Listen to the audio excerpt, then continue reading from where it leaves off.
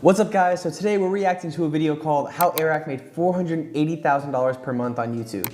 So Abraham, have you heard of Airrack before? I haven't heard of Airrack, but you told me that he makes Pizzafy, and I tried it like a couple months ago. Yeah. I like the sauce. Yeah, the sauce is good. Yeah, the sauce is good. So also, before we get any further into the video, we do have construction going upstairs, and we'll actually throw out some clips of the construction going on right now. We're renovating the studio, adding 3 new rooms, so they'll look completely different, and so you guys will start seeing them in our videos going forward. But yeah, if you hear any noises, that's what they are. All right, so back to the video. So Airrack actually is the person that Mr. Beast says is the second person that he believes will actually like surpass him if anybody could. He thinks it'd be Airrack, so it says quite a bit. What kind of videos does he make? So actually kind of Mr. Beast-esque, like super creative, high like budget. Oh, really? Takes a lot of money, a lot of creativity to kind of do the stuff that he does. And so it'll kind of go over what he does, and we'll hear his story. Nice. So all right, let's get it started. This is Airrack. He has grown to 5 million subscribers faster than most YouTubers in history. And I visited Airrack's house to ask how the heck he did it, and he said things I've never heard on camera before. In this video, we'll cover 5 lessons and moments he shared during our interview, one of which is so mind-blowing that it basically confirms a conspiracy theory I've had this whole damn time, which is Airrack is the Elon Musk of YouTube. Trust me. So he's making $480,000 a month on YouTube? Yeah. So compared to like Mr. Beast, what does Mr. Beast make a month? So much more. It has to be so much more than exponentially that. more. His overhead, Mr. Beast's overhead is like $3 million a month. Yeah. So how many subscribers does Mr. Beast have? He has, here I can tell you right now.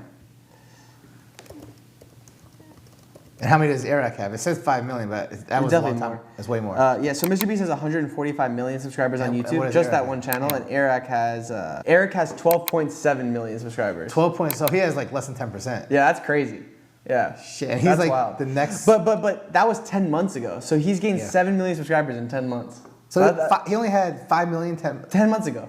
Holy crap. Yeah. Amazing. Yeah. I'll explain here in a second. But first, the first lesson of how Airrack grew to 6 million subscribers in 2 years is that you gotta throw your backpack over the fence. That one moment right there was like the flint and steel that started the whole freaking fire that's been the last like 1.5 years of my life. That moment came when Airrack had 1,500 subscribers. That's it. Jake and Logan Paul were in Miami for a boxing match, so Airrack decided to fly in and pose as a fake reporter to pitch Logan to collab with him. Airrack spent thousands of dollars to fly to Miami, get a hotel room, all with no guarantee that he'd actually meet Logan. But sometimes, as Amar from Yes Theory once said on Logan's very own podcast, if you know you want to go this way and there's a big ass fence that's in front of you, throw your backpack, because now your only option is to actually get on the other side. And when you're spending that much money, you're gonna be that much more motivated. So this guy, that's how he grew? Like he literally had 1,500. So he just flew to Miami to be a fake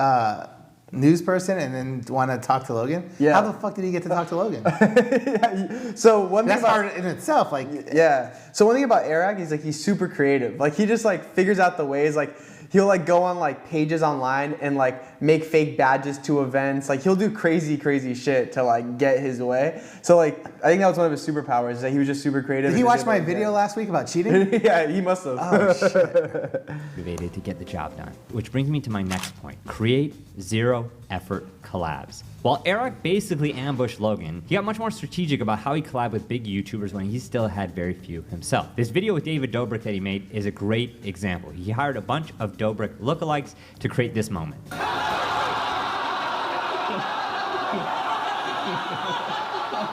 Obviously, this was a great win for Airrack, but it also gave David free, zero-effort content for his vlogs. I'm gonna make it a layup for him. I'm gonna pay for his content for the day. We're gonna bring 100 people to his house, make it easy for him. He gets a video out of it, I get a video out of it. We're better friends because of it, you know? Like that's the way to think about it. Airrack then used this approach again. Yeah, I like this guy. He's crazy. Yeah. So we actually talked about this type of thing all the time, and I think this is like the content version of what I'm about to say. But you say all the time, like, and I've heard it as well with people that come up to you, like, how can I add value to you? How can I add value to you? And you're like, don't fucking ask, just do it. Or just figure out a way. Just figure it out or and don't. He did that so well, where he figured out a way to where they just added value to like really successful content creators' lives, and then he just eventually ended up going up himself. That's super smart. That's the way to do it.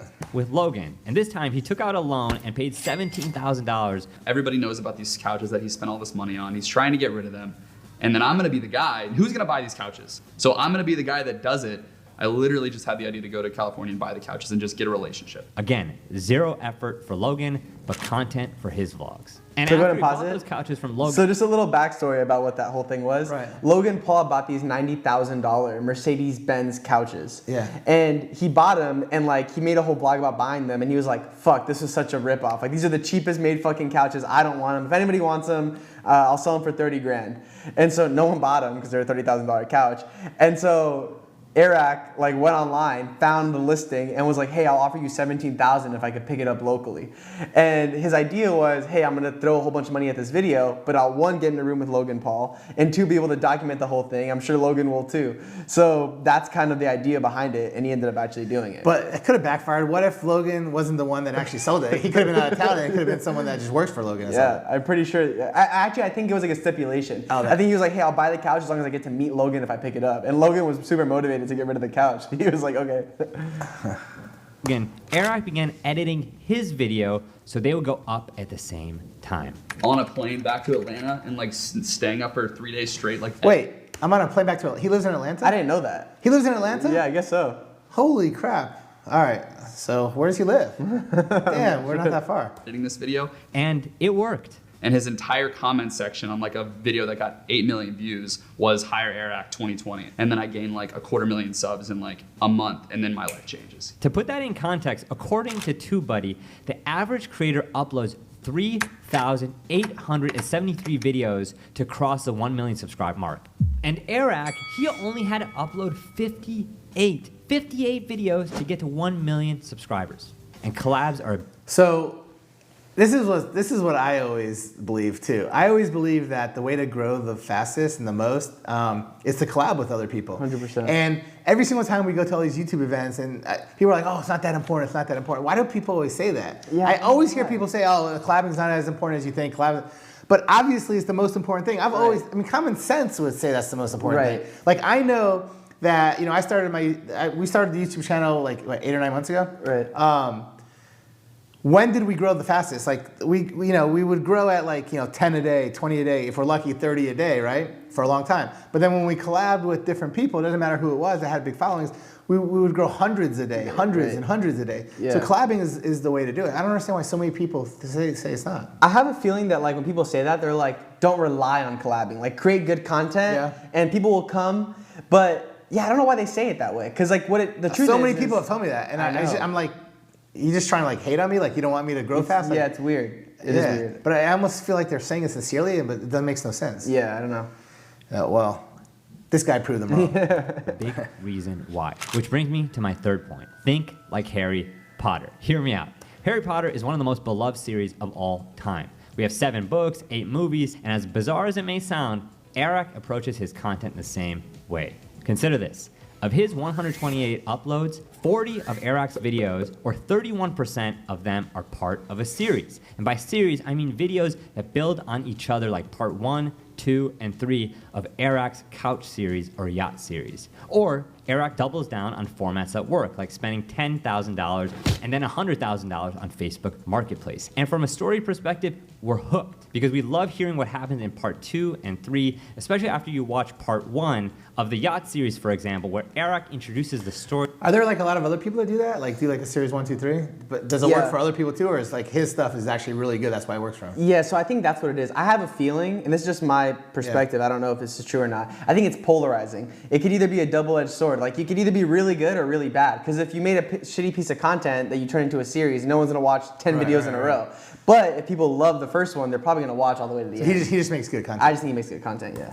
Storyline. So we're going to take this small yacht 200 miles off the coast of the United States, all the way to Mr. Beast's $700,000 island. And YouTube's algorithm loves this as well because they're more likely to recommend videos that increase watch time because there's a higher chance that viewers will binge on part 1, 2, and 3 in a series versus standalone videos. And I know this sounds simple to extend a storyline across multiple videos, but most creators don't do this, which is basically like if J.K. Rowling would have stopped writing Harry Potter even after the first one did so well. And that brings me to my next point, which is basically my final point before we get to my Elon Musk conspiracy theory.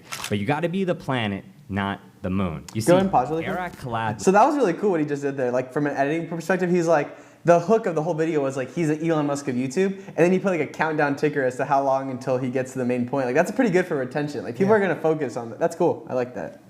With huge stars, but he didn't get sucked into their orbit. And nowadays that's so hard because so many creators have their own version of a vlog squad. They want their cast of characters around them, like David Dobrik has Jonah, Zane, Jason, and Natalie. And most people don't realize, but Airrack could have easily been the third Paul brother in Jake and Logan's circles, which would have been nice, but nowhere near who Airrack is today.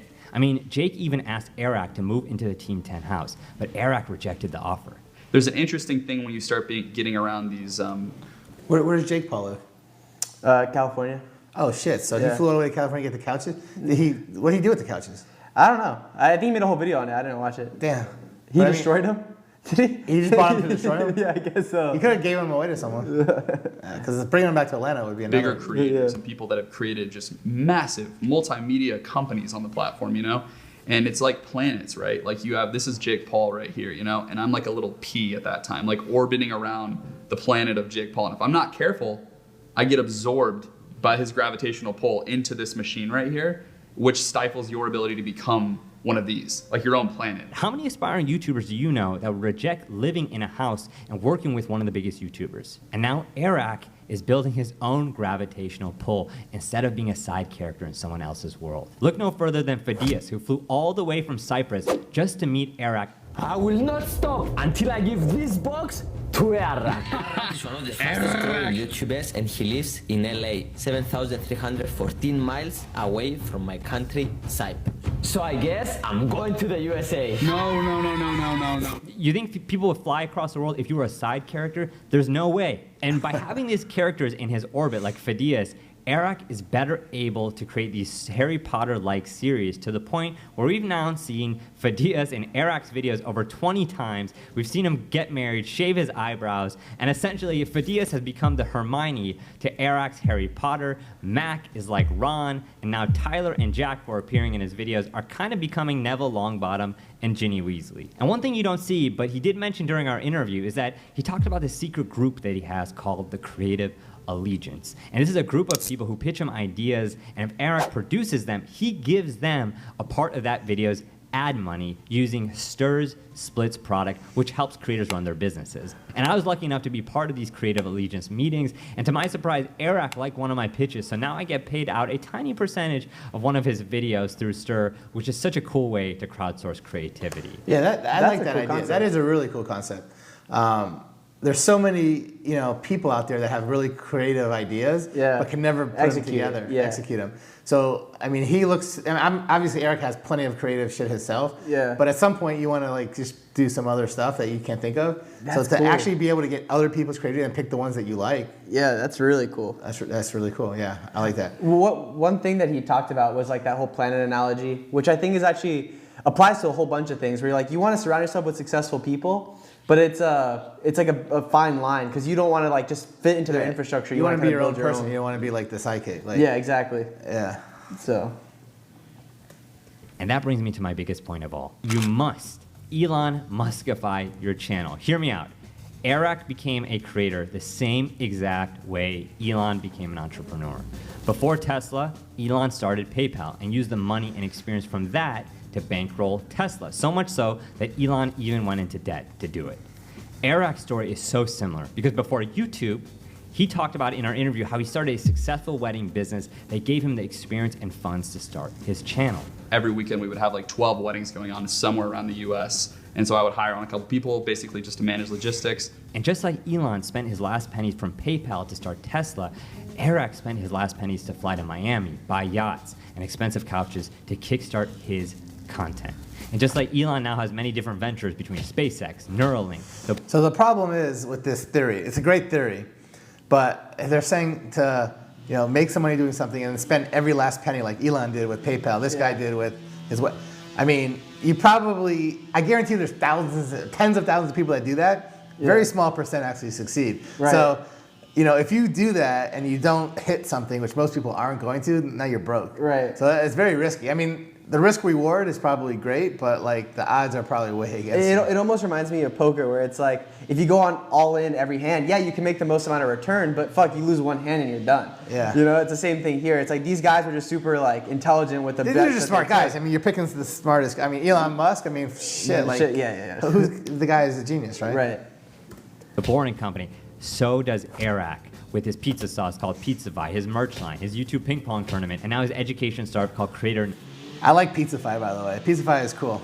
It makes everything taste like pizza. Yeah, I didn't really believe it at first, but it really does. So you got to make sure that you go and watch this video that I made about reacting to everybody's, like all these YouTubers stuff, all their like merchandise, all their food. This is a really good one. Make sure you see it. 100%. So if you guys like this video, comment down below, like, subscribe, comment, and let us know what other videos you guys want to see us make in the future. See you guys next time.